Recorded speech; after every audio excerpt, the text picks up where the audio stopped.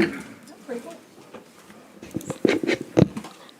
want to call to order this meeting of the City Council for the City of Manvel, April 3rd, 2023. We have an inspirational reading by Councilmember Hain. Do I have to press a button? Yep. Is that better? Yeah. Okay. So always try to associate yourself with and learn as much as you can from those who know more than you do, who do better than you, who see more clearly than you. Dwight D. Eisenhower. Will you stand and join me in the pledges, please? I pledge allegiance to the flag of the United States of America and to the republic for which it stands, one nation, under God, one, and with liberty and justice for all.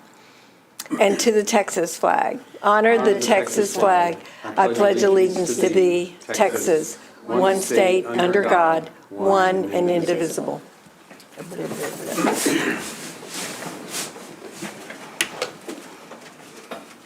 Public comments? No public comments? All right, next we'll move to the city manager's update. Mayor and council members, there was a comment made at the last council meeting about the ponds over in Blue Water Lakes and the dewatering that was going on in Valencia.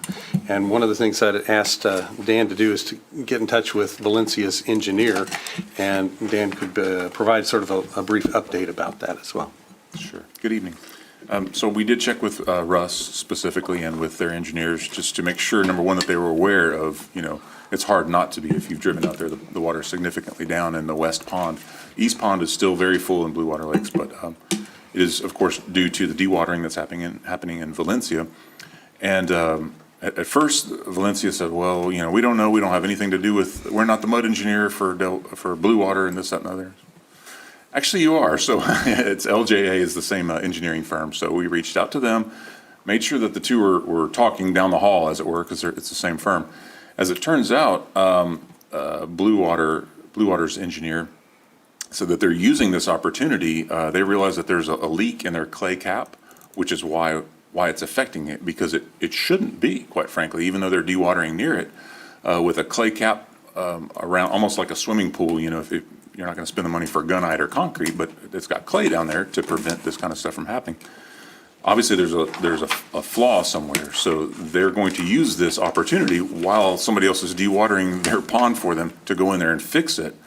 I said, well, that sounds great, but y'all need to coordinate with each other so to make sure they don't turn off the pumps, when you got guys down there trying to fix what they need to fix. So anyway, I think we're out of it. The two are talking, which is what needs to happen. We're going to keep monitoring and just making sure that that's moving forward. But I think they're using this. It sounded like they're using this as an opportunity to fix something that they needed to fix anyway. So they would have actually had to dewater their own pond, quite frankly. Does that make sense? Does that help a little bit? Mm-hmm. Okay. Any questions? I have a question. Mm-hmm. It would be awesome if we put that out on our social media page. Just a thought, comment. Do we have any concern that this is going to damage that pond in any way that the city needs to be worried about, or just let the mud worry about it? It doesn't look like it. I mean, that's kind of what I'm watching for too. It hasn't crept up. It hasn't. Whenever Blue Water first came in, for those that were on council back then, there was a big concern with the East Pond. It kind of kept sloughing off because it was a Sherman sand pit. So we're not seeing that happening right now. We're not even seeing the reels. It's literally just down. But we're going to keep an eye on it too. I suppose ultimately it's up to the two of them, but like we always say, trust but verify, right? So we're just keep an eye on them. Thank you. Yes, sir. All right. Before I ask for a motion for the consent agenda, Councilmember Albert has asked that we pull item number 2. Can we go back? I didn't realize Kyle was done. I have a question for Kyle. Okay. If that's okay. Sure. Where are we with the sign ordinance? You guys were going to make some changes and come back. It's been a month and we haven't seen anything. We're working on that. That's one of the things that Jessica was working on. Okay. There's going to be the appeal process and the celebrations are the two things that we're going to bring back to you. Okay, great. All right. Back to, we are going to pull item number 2, and I need a motion to table. I make a motion. Hold on, point of order, that's actually number 3, the mobile food truck on the consent agenda. Okay. Yes, I Sorry. apologize. We've been I 1, thought we 2, were and looking at the 3. same thing, 3. We've been all down the. Yeah, it is, it's number 3, the ordinance 2023016. That's not what we do. Well, no, I guess the question is, do you want to take some action on it instead of tabling it? You can pull it off the consent agenda, then it becomes part of the regular agenda, you can talk about it. Yeah, I mean, Changes to it. I think we can talk about it, but I would prefer to table it, given that Mrs. Rodriguez and the city attorney aren't here to advise us on some of the changes that the concerns on some of the definitions, I think, that are missing. But I guess you're right. Maybe the first thing is we just pull it off, and then I can express to the council what my concerns are. All right. I make a motion to pull item number 3 off and stick it on the irregular agenda, please. I'll second that. All right, all those in favor? Anyone opposed? And the motion carries. Councilmember Albert? So, thank you. I was looking at the revised ordinance that was given to us, and There's questions. Excuse me. I'm sorry to interrupt. No. Can we vote on the consent agenda with minus item 3? Oh, I guess If you we want should to. do that. Sure. All right, I move to approve the consent agenda. I second. all those in favor? And the motion carries. Thank you. 7-0.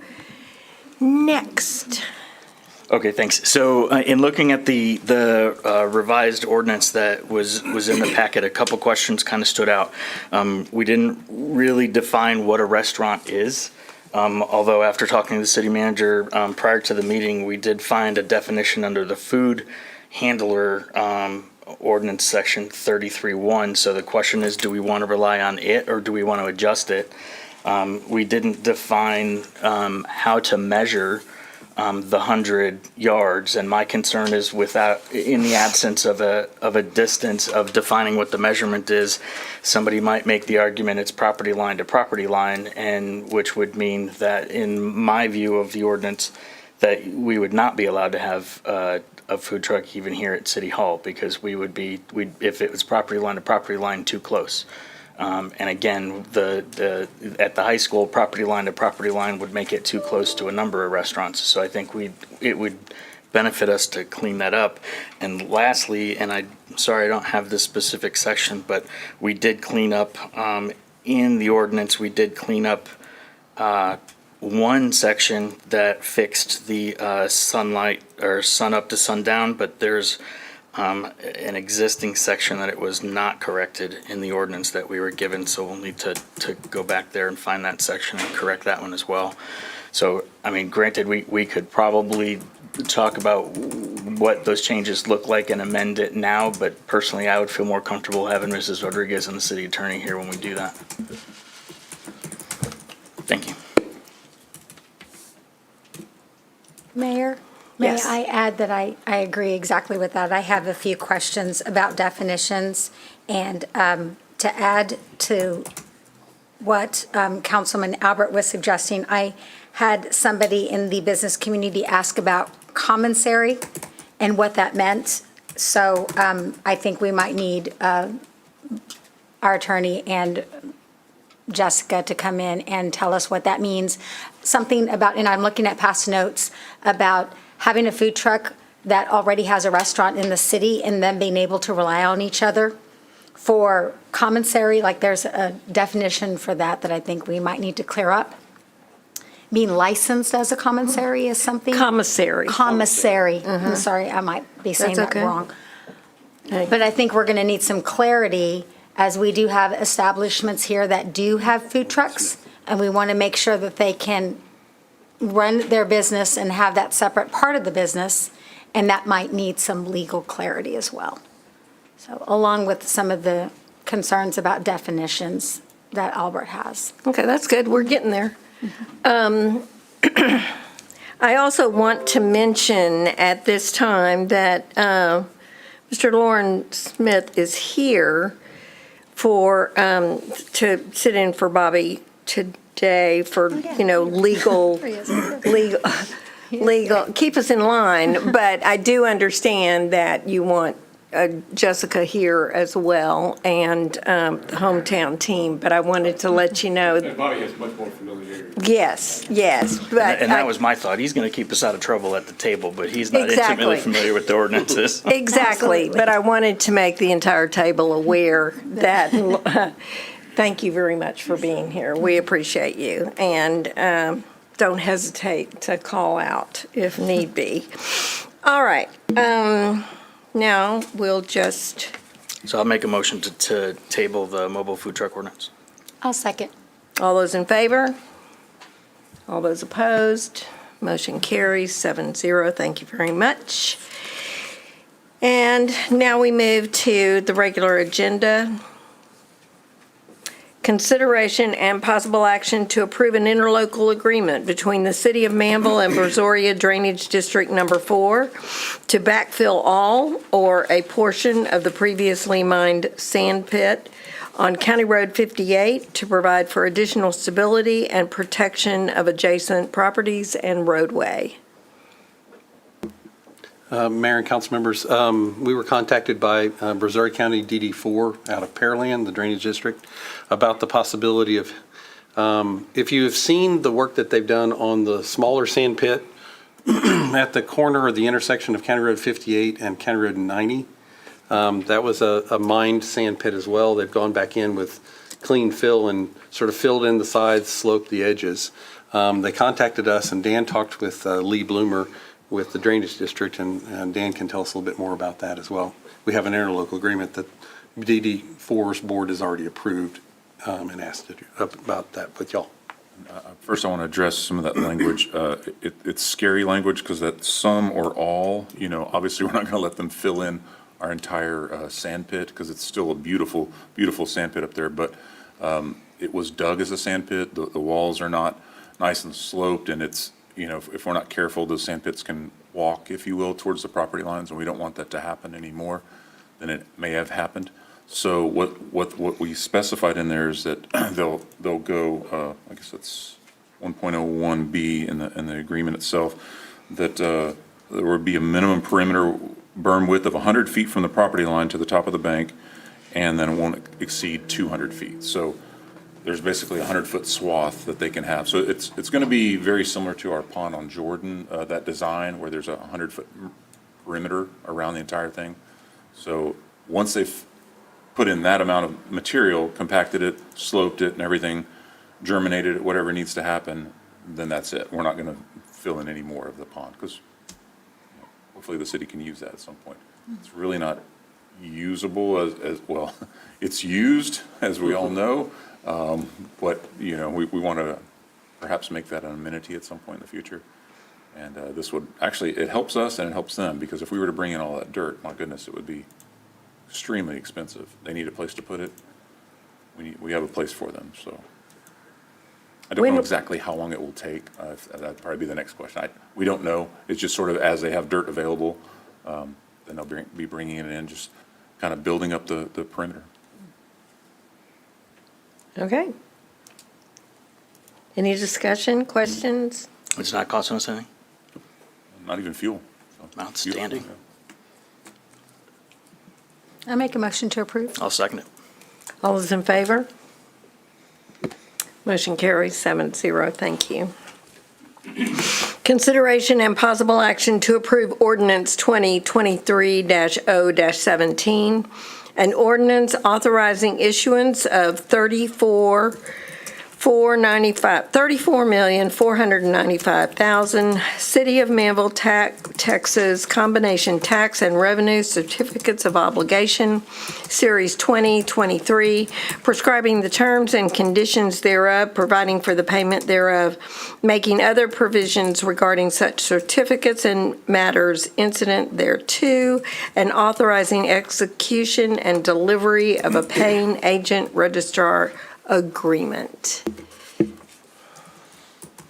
We have Mr. Joe Morrow back to see us. Good evening, Mayor, members of council. Joe Morrow with Hilltop Securities. Also, here is your bond counsel this evening, Tim Austin with Allen Boone Humphreys Robinson. Today, we did take bids on your certificates of obligation, and leading up to that, one of the things that we always do is go and apply for a credit rating. So we had that meeting, and your credit rating was confirmed at a AA+, and that is the strongest credit rating right under the AAA. So you're right there at the top. The report is attached at the back of the handout that you got. The last few pages have that report, and I would encourage you to read that. That is the opinion of Standard & Poor's of the city's creditworthiness. They will go through the rationale of how they reached their rating, and they also put in of interest towards the very end what factors could lead to a downgrade and what factors could lead to an upgrade. So the things that they found that the city does very well are your management. The city does an excellent job of planning and looking forward into the future. So, kudos to you, because that takes a lot of effort, and you don't have a very large staff, so you're outsourcing a lot of that, but you're doing it. And that's extremely important to the credit rating agencies and sets you apart from a lot of your peers that are of similar size. Also, you have a very, very strong fund balance, okay? So they list you at 90% of annual expenditures. So that, again, sets you apart. They look at cities of similar size across the nation, and y'all are in the top percentage of that. So your fund balance is one of the things that gives you flexibility. You're a fast growth city. That's one of the things that they mention that they want to watch, because a lot of municipalities start to have trouble as the growth begins and accelerates. And you're at the front end of that. That's why your planning has been so important to keep you ahead of the curve. So it's just keep doing the things that you're doing. And they talk about a structural balance of your budget. And what they're talking about there is that your revenues and your expenditures when you budget tie out, and you're not pulling down your fund balance for operating expenses. So, again, very, very positive news on your rating. And then we go into our market. And I've got a graph here just to give you a depiction. We all know, we turn on the news and we hear, because it's been in the news quite a bit yet, what's going on with our market. And we know that last Wednesday, the Fed hiked interest rates another quarter point. Our market has been very different because we rallied after that, right? You almost would expect, well, why didn't, rates follow up? And we had actually a rally, and part of that is with the fear with the bank failures that were there from Silicon Valley Bank. There's been a flight to quality, right? So people are looking for debt, U.S. government treasuries, and the municipal market follows treasuries. And guess what? Y'all are a very strong credit, so you attract buyers. Just looking at the graph here, you can see we've backed off quite a bit. We're on the far right-hand side. You can see we're kind of on a downdraft. that continued, and in fact, today, we saw that the Treasury, 10-year Treasury, opened with downward pressure on the yield, so we were like at a 351. It was trading down about to a 342 or around that, and the municipal market followed. Not as much of a move, but we had downward pressure on it. We had 8 bidders that had signed up to bid on your debt this morning. We actually wound up getting 6. I think I told Kyle, I hope we get 5, so we did get 6. We usually see a few drop out because they're looking across the nation and people get busy and miss the submit button. But you can see we had a good showing with 6 bids. The winning bid came from Wells Fargo Bank, and they bid a 3.927 was their true interest cost. So I was delighted to see that we were under 4%, because just a little over a week ago, when I asked my desk, said, put a bid on this because I'm about to put this out with our notice of sale. I want to see where it would look like we would bid it. And we were, more around the 413 range. The bid that you got today was about $700,000 less in total interest cost than what you received today. So in just a week's time, it was a good move in your favor. One of the things that we do when we set up your bid is we want the flexibility to resize our issue, right? We give the bidder some flexibility by saying, here's where we want you to put a bid with premium, right? Because right now, the market still is looking for premium. Buyers are looking for premium, but we want to limit that. And we also limit how much discount they can put on the long end, because we want your option to prepay the debt to have value. So the long and short of it is we resized after they came in, and that allowed us to move the principal around a little bit, and you wound up with a little bit better true interest cost of a 3.925 instead of the 2.7. So sometimes it works in your favor, sometimes it doesn't.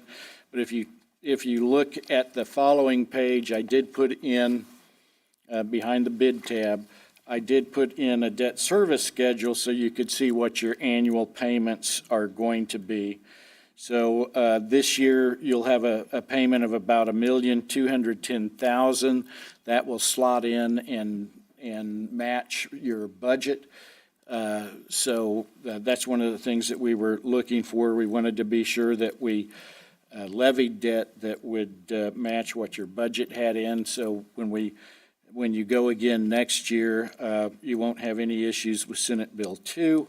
Your annual debt service is going to be approximately $2 million a year thereafter, and that's where just moving the principal around, we wanted to get to those approximately equal payments, and that's why we do that, so that we can make that competitive bid look more like a negotiated deal, and it works out very well for us.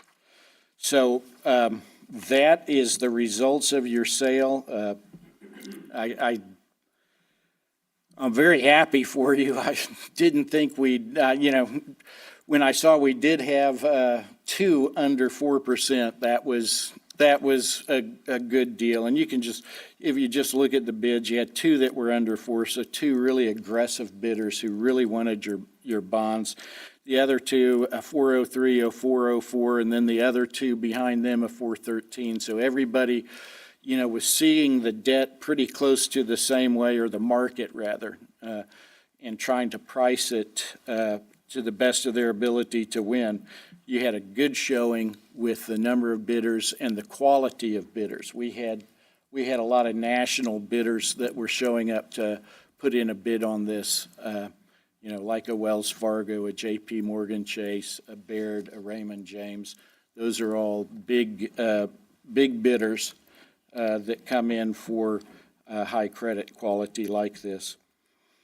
With that, I would recommend that we award the bonds to Wells Fargo, or the certificates. That will end this phase, and Tim can come and tell you about the legal documents, because we kind of pass the baton here, and he starts taking the documents through the Attorney General. He can give you an overview of, the legal side of what you're approving tonight. Thank you, Joe. Good news. Yes, it was good news. Does Yeah. anybody have any questions before I turn it over to Tim?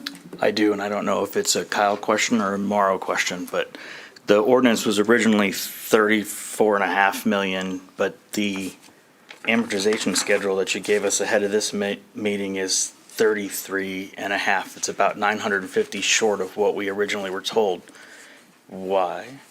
Well, and that's a great question, and that gets down to the premium, right? We give the bidders the option to bid premium, so you notice on there, they have some 5% coupons up front.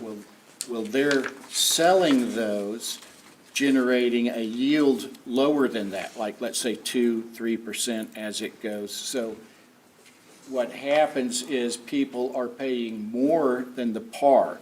For instance, if you look over, let's just pick that top one, 785,000 at a 5% coupon.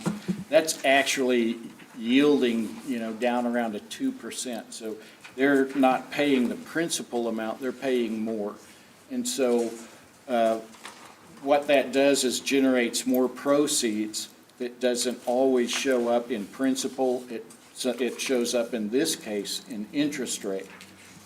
So it's just a push and pull of market dynamics and what investors are wanting. And institutional investors are willing to pay more, pay a premium, because it gives them some protection in case they want to turn around and sell it. They won't sell it at a discount. They'll still be able to sell it at a premium, maybe just a little bit lower premium. But it's a preference of the markets.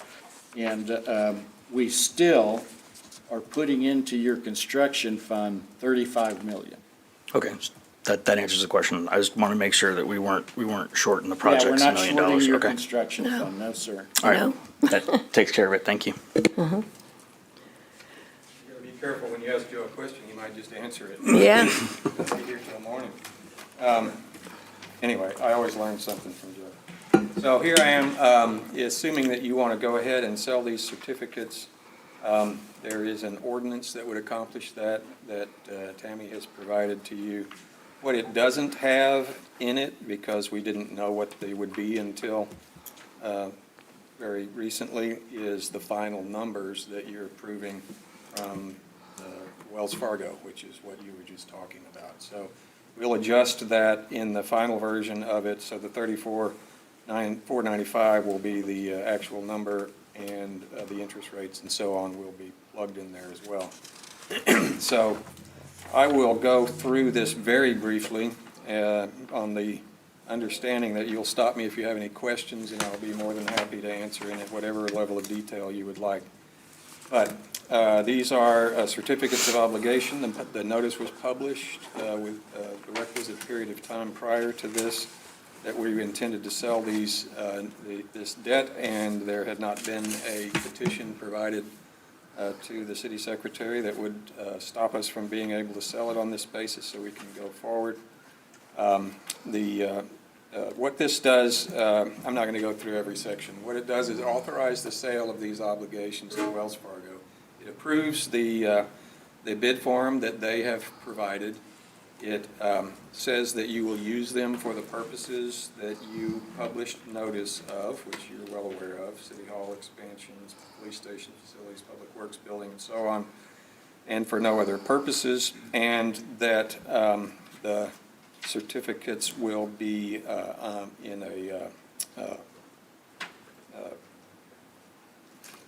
will be dated as of the date of, well, they'll be dated, but they'll bear interest from the date of issuance, and that it provides for your opportunity to redeem these certificates early, if you so choose, on or after August 15, 2032. It also makes some statements that you'll use the proceeds of the bonds and the reserve, the taxes you levy to pay them off in a way that will not make them subject to, the interest on the bonds subject to federal taxation, income taxation, which is why you're able to get this incredible bid that Joe was talking about, and that you'll continue to abide by the IRS rules that would keep it from becoming taxable in the future. And that you're not going to use it for private use, and it's not for arbitrage purposes, and so on. You are also not designating these as bank qualified because it's well over $10 million, and therefore you can't do that. And you're also agreeing to provide continuing disclosure to the securities market regarding the creditworthiness of the district with regard to these bonds. You have other bonds outstanding, you're already doing that. So you're just promising to continue to do that as long as these bonds are outstanding. And it approves a paying agent registrar agreement with your paying agent registrar. And it also has a very relevant provision that says that none of the members of city council are liable personally for this debt. I'm sure you Good could to all know. write a check for that anytime you wanted to, but you don't have to. So that's all I have, unless you have any questions.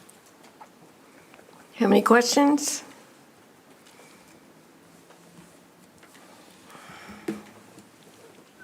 All right, I call for a motion to approve. I think there's some specific things that have to be read according to this, right? We have to read the ordinance. Well, I think in the, did you, in the beginning, read that? You read the caption. The caption? Yeah. There is an aye and yay. I don't know that there's specific language that they have to make as the motion. I think it's just the motion to approve the ordinance. All right, so we don't have to read the ordinance in full. That's the way I read the note in the ordinance. That's just a certificate Well, that's yeah. required for part of the closing Okay. documents. Yeah. All right, that's the case, then I'll make a motion to approve. I would have made it a lot shorter if you'd had to sit here and read. Yeah, I was going to say, I mean, I'll let's not second that. rewrite the book here. And I'll second that motion. All right. All those in favor? All those opposed? And the motion carries 6-1. Thank you. In case you were wondering, this is a one-time read ordinance because of the way state law relates to bonds, so you don't have to read this again. If it's okay, what I'll do is leave these documents with Tammy. They need to be signed by the mayor and the city secretary, and I'll send somebody by to pick them up tomorrow. Sounds great. Thanks, Tim. Oh, also, would you mind signing the official bid form so that we can tell Wells Fargo that they are good to go? There is, second page of it.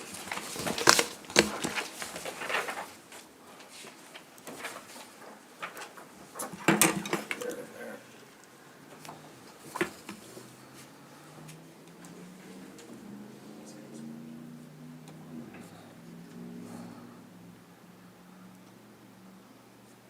And then there's another one. Is there another page underneath it? Two is fine. We can get the rest of them signed. Do you need to see? I don't need a seal.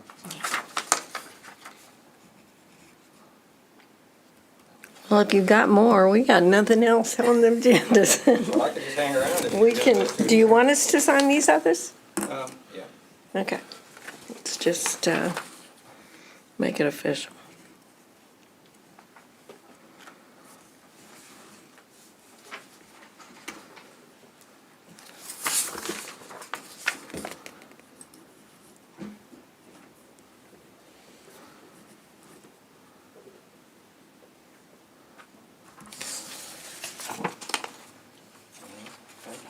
And I'll just take the rest of these. Only need to sign where they're attached.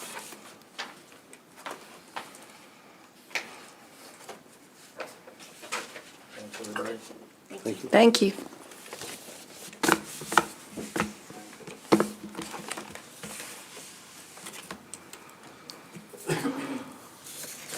All right, thank you again, Joe and Tim. We appreciate you. We now have mayor and council comments. And I have a comment. Yes. That's okay. So I wanted to remind everybody, I got this message today from one of our community friends, that this is Prevent Child Abuse Awareness Month here in April. And tomorrow at 10 a.m. in Alvin at 105 Willis Street, they're going to display the pinwheels, the blue pinwheels that talk about that represent all the children that have lost their lives to child abuse. So if anybody wants to participate in that, they do it in Pearland, in Alvin. Soon they will do it here.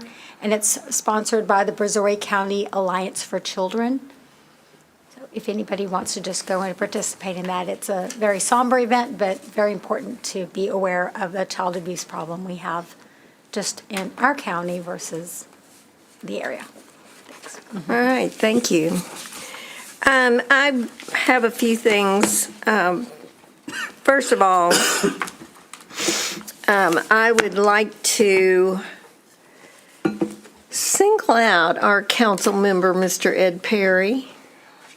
He is nominated for the Community Excellence Award to be given out at the second annual Community Heroes Charity Ball, a 1940s affair on May the 4th at the Lone Star Flight Museum, 5:30 to 9:30. Ed, congratulations. And then I'd like to, single out in a group all of those members of staff that made the Extravaganza the most incredible event. It was absolutely wonderful.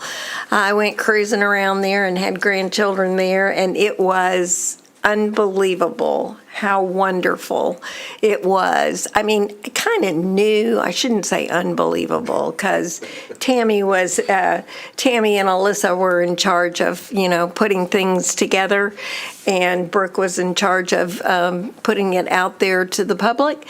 But we can't say enough. I mean, it was star-studded for little guys. And I'd like to call out, just for record, the members of the staff that were there and volunteered. That was Tammy, of course, Alyssa Deaton, Tristan Drascula, Brooke Cyphers. I'm sorry, I gotta put my glasses on. Okay, Brianna, Bob, Yolanda Royston, Chad Dumont, and his wife Natalie.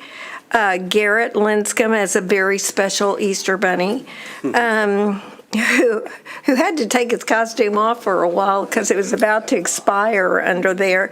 Joey Durbon, Bobby Watson, John Thomas, Jordan Allen. Student volunteers from, there were 4 FFA members and 5 teen court participants. So, yeah, good job. Thank you.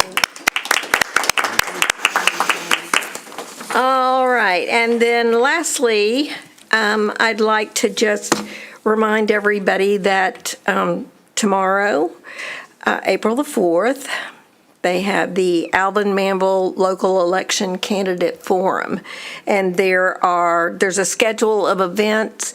The City of Manvel's forum does not begin until 7 o'clock, so it's all posted on the chamber site. But I wanted to remind everybody that is tomorrow. All right. Anybody else got anything else? That's it. Do I have a motion to adjourn? Yes, sir. Make a motion to adjourn. All right. I'll second it. All those in favor? Motion carries 7-0.